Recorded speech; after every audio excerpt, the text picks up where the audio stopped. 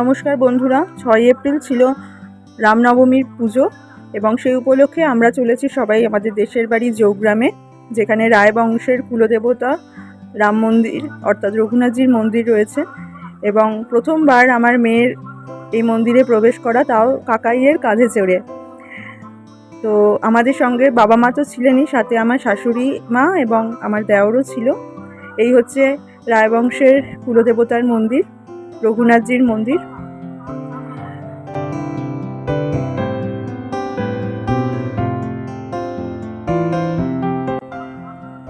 রঘুনাথজিকে আমরা একটি সিংহাসন অর্পণ করি। এই সিংহাসনটা আমরা রামনবমীর দিনকেই ঠিক করেছিলাম অর্পণ করব, এবং আমার বর্মশাইয়ের হাত দিয়েই সেটা অর্পণ করা হয়।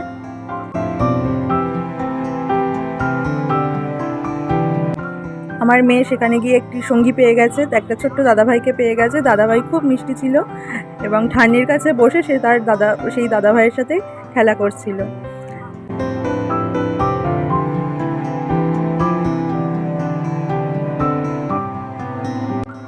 ইনি হচ্ছেন আমাদের কুলদেবতা মন্দিরের পুরোহিত। আগে এনার বাবা পুজো করতেন, এখন ইনি সেই দায়ভার নিয়েছেন। তিনি সাজিয়ে দিচ্ছেন ভালো করে সিংহাসনটি পুজো করার উদ্দেশ্যে।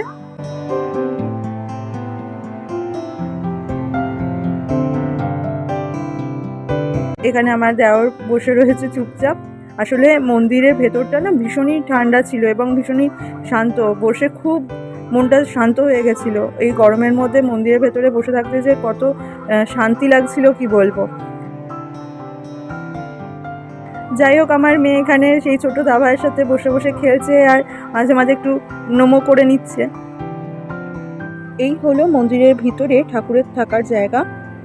পুজোর সময় ঠাকুরকে নামিয়ে পুজো করা হয়। এইভাবে ঠাকুরকে সাজানো হয়েছে, খুব সুন্দর লাগছিল। ঠাকুরের তীরধনুক তার মন্দিরের সাথে দেওয়া ছিল, খুব ভালো মতো সাজানো হয়েছে।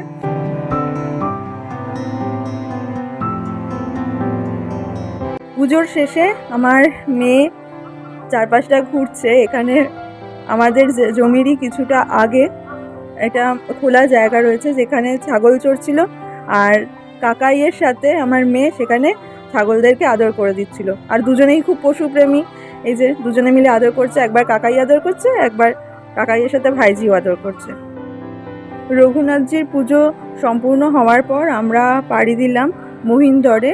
মা তারার একটি নতুন মন্দির হয়েছে, সেই মন্দিরের উদ্দেশ্যে, এবং এই ভিডিওটি আমি খুব তাড়াতাড়ি আপনাদের সঙ্গে শেয়ার করব।